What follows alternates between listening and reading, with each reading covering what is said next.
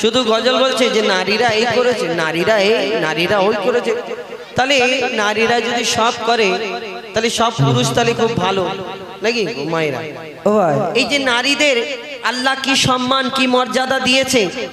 আমার দয়ার নবী আসার আগে নারীদেরকে অত্যাচার করা হতো, নারীদেরকে ছোট চোখে দেখা হতো। আরবে এখন একটা জায়গা ঘেরা আছে যেখানে নারীদেরকে জ্যান্ত অবস্থায় মাটিতে পুঁতে মেরে ফেলা হতো। কারো স্বামী মারা গেলে তাকে জ্বলন্ত চিতায় তাকে পুড়িয়ে মেরে ফেলা হতো।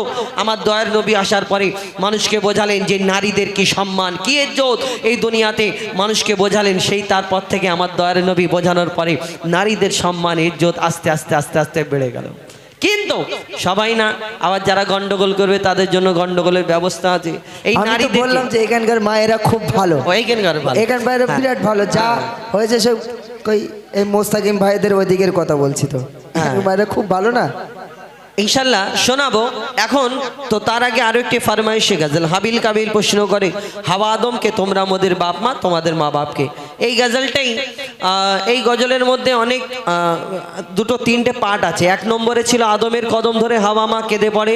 আদম আলাইহিস সালাম মা হাওয়া জান্নাতের মধ্যে তানাদের গন্ধম খেতে বারণ করলো, আল্লাহর হুকুম মানলো না, কিন্তু জান্নাতের গন্ধম খাওয়ার কারণে তানাদের দুনিয়ায় পাঠালো। পিতা আদমকে শ্রীলঙ্কায়, মা হাওয়াকে জেদ্দায়, তানাদের মিলন হলো আরাফাতের ময়দানে একসঙ্গে হলো। তারপরে তানাদের বাচ্চা কাচ্চা হলো, জোড়া জোড়া বাচ্চা হয়েছিল, একটা ছেলে একটা মেয়ে, একটা ছেলে একটা মেয়ে। কিন্তু কেন এই ছেলে মেয়ে একসঙ্গে কেন হলো? আমাদের কারোর একটা বাচ্চা হয়, দুটো বাচ্চা হয়, তিনটে হয়, কিন্তু তানাদের জোড়া জোড়া একটা ছেলে একটা মেয়ে হয়েছিল। এই কারণে দুনিয়া আর কেউ ছিল না অন্য জনের সঙ্গে কার সঙ্গে বিয়ে দেবে। তো তাই হাবিল কাবিল এবং তানাদের বিয়ের হুকুম দিল। ভাই বোনের বিয়ে সেই সময় হতো, কিন্তু সে অনেক ঘটনা। কিন্তু এই হাবিল কাবিল প্রশ্ন করে, বলো তোমরা আমাদের বাপ মা, তোমরা আমাদের জন্ম দিয়েছো, তোমরা আমাদের দুধ পান করিয়েছো তবে বড় হয়েছে, কিন্তু তোমাদেরকে জন্ম দিয়েছে কে? দুধ পান করিয়েছে। কি করে তোমরা বড় হলে? কি উত্তর দেবে? তানাদের বাপ মা ছিল না। কি উত্তর দেয় লিখছে দেখুন। হাবিল কাবিল প্রশ্ন করে হাওয়া আদমকে, তোমরা মোদের বাপ মা তোমাদের মা বাপকে। হাবিল কাবিল প্রশ্ন করে হাওয়া আদমকে, তোমরা মোদের বাপ মা তোমাদের মা বাপকে। বলো গো মোদের, বলো কি তাদের নাম ছিল? বলো গো মোদের, বলো কি তাদের নাম ছিল? মোদের দাদা দাদি নানা নানি আছে কোথায়? প্রশ্ন শুনে আদম হাওয়া হলো অবাক গো। হাবিল কাবিলকে তারা কি দেবে জবাব গো? দুজনে আল্লাহ বলে সিজদাতে যায় চলে, দুজনে আল্লাহ বলে সিজদাতে যায় চলে। বলে মাসুম ছেলে মোদের কাছে কি জানতে চায়? হাবিল কাবিল প্রশ্ন করে হাওয়া আদমকে, তোমরা মোদের বাপ মা তোমাদের মা বাপকে।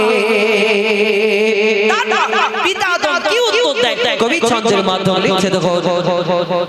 ওই বলছে আদম শোন তোরা শোন, মানব জাতির মাঝে সৃষ্টি আমি প্রথম।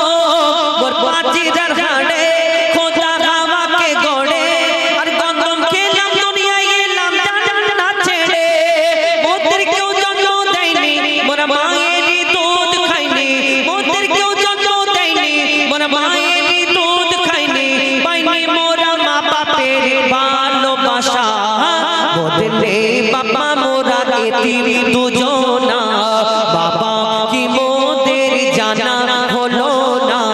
দুজনে এতিম মিসকিন নেই মোদের মা বাপের, দুজনে এতিম মিসকিন নেই মোদের মা বাপের, দুজনে এতিম মিসকিন নেই মোদের মা বাপের। তাই মানব জাতির পিতা মাতা মোরা দুজনা। হাবিল কাবিল প্রশ্ন করে হাওয়া আদমকে, তোমরা মোদের বাপ মা তোমাদের মা বাপকে। হাবিল কাবিল প্রশ্ন করে হাওয়া আদমকে, তোমরা মোদের বাপ মা তোমাদের মা বাপকে। ঘটনা শুন, আমি বেশি কথা বলবো না এই গজলে। এই ঘটনার মধ্যে কি আছে? আল্লাহ একদিন ফারিস্তাদের ডেকে বলে তোমরা দুনিয়ার জমিন থেকে মাটি নিয়ে আসো, আমি ওই মাটি দিয়ে আমি আদম সৃষ্টি করব। কিন্তু এই আদম নবীকে সৃষ্টি করার আগে আল্লাহ একটা দুনিয়া সৃষ্টি করেছিল জিন জাত সেই সময়, কিন্তু সেই জিন জাত আল্লাহর ইবাদত করার জন্য সৃষ্টি করা হলো, ইবাদত করলো না, আল্লাহ তাদের ধ্বংস করে দিল। তখন ফারিস্তারা বলেছিল আল্লাহ তুমি ওই জিন জাত সৃষ্টি করলে, তোমার ইবাদত করলো না, আবার বলছো তুমি আদম সৃষ্টি করবে, আবার কেমন হবে না হবে। আল্লাহ সেদিন কি বলেছিল, আর এই ইবলিস শয়তান কোথা থেকে এসেছিল কবি ছন্দের মাধ্যমে লিখছে দেখো, ওমর আল্লাহ যখন বলে করব আদম, ফারিস্তারা শুনে বাধা দিয়েছে তখন, বলে ওগো আল্লাহ পাক তুমি করেছো জিন জাত, উৎপাত করে তারা করে না ইবাদত, কি হবে গড়ে আদম সে কি আর মদের মতো, কি হবে গড়ে আদম সে কি আর মদের মতো, কি জানি দেখে কেমন তার রূপ চেহারা, কথা বলে আমি জানি তোমরা জানো না, আদম সৃষ্টি করা আমার আসল বাসনা, আমি যে গড়ব আদম সে মাখলুকে সর্বোত্তম, আমি যে গড়ব আদম সে মাখলুকে সর্বোত্তম, আমি নিজের সেরা সৃষ্টি দেখবো আদম চেহারা। হাবিল কাবিল প্রশ্ন করে বাবা আদমকে, তোমরা মোদের বাপ মা তোমাদের মা বাপকে, হাবিল কাবিল প্রশ্ন করে বাবা আদমকে, তোমরা মোদের বাপ মা তোমাদের মা বাপকে।